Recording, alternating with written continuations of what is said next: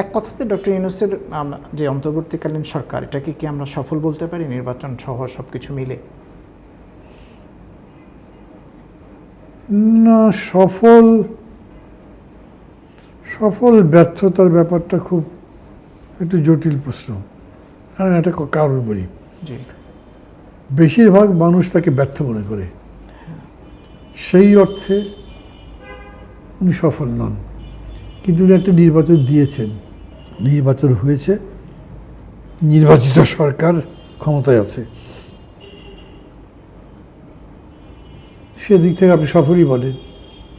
কিন্তু সংস্কার যদি বলেন, সেই সংস্কার কী হয়েছে? বেশিরভাগ লোক বলবে হয়নি। কিন্তু উনি 133টা অধ্যাদেশ দিয়েছিলেন। জি, এখন সংসদের মধ্যে বিরোধী দল 133টাই চায়। তো এই যে সংস্কারের প্রস্তাবগুলো তৈরি হলো, এটাও এক ধরনের, আমি এটাকে তো খুব ইতিবাচকভাবে দেখি। তার প্রস্তাবগুলো ভালো ছিল, উনি থাকলে যেগুলো করতে পারতেন সেটা দেখতে হতো। কিন্তু যারা আসছেন তারা কি করবেন? তারা বলছেন করবেন, যদি করেন তাহলে তার মধ্যেও অন্তর্বর্তী সরকারের সাফল্য খুঁজে পাবেন। আমাদের অন্তর্বর্তীকালীন সরকার তো বেশি আপনার সিভিল সোসাইটির মেম্বাররাই ছিলেন, নেতৃবৃন্দ ছিলেন। তো ওনাদের প্রস্তাবনাগুলো আপনি যেটু বলছেন, এগুলো নিশ্চয়ই নাগরিক ভাবনাকে প্রতিফলিত করে। নট নেসেসারিলি, মানে তারা যেগুলো তো তাই যে নাগরিক ভাবনাকে প্রতিফলিত করবেই এমন তো কথা নেই।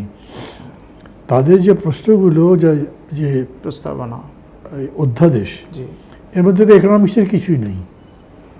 অর্থনীতির তো একটা সংস্কারের প্রস্তাব ছিল, এবং তারপরে টাস্ক ফোর্স ছিল, দেবপ্রিয় ভট্টাচার্য ছিলেন, প্রপোজাল দিয়েছিলেন। উনি যে বারবার বলছে যে ওর দিকে নজরই দেওয়া হচ্ছে না, সেটা তো সত্যি। ওখানে কিছু হয়নি, পুলিশে কিছু হয়নি, প্রশাসনিক কোনো সংস্কার হয়নি, বহু জায়গা আছে বাকি। কিছুদিন আগে দেখলাম যে ডক্টর বদিউল আলম মজুমদার বলছেন যে আমি সংস্কার কমিশনের সদস্য ছিলাম, সরকারের কোনো অংশ ছিলাম না। এটা কি আপনি কিভাবে দেখেন? না, সে তো বাস্তব, কিন্তু সরকারে ছিলেন না। জি, ছিলেন না তো।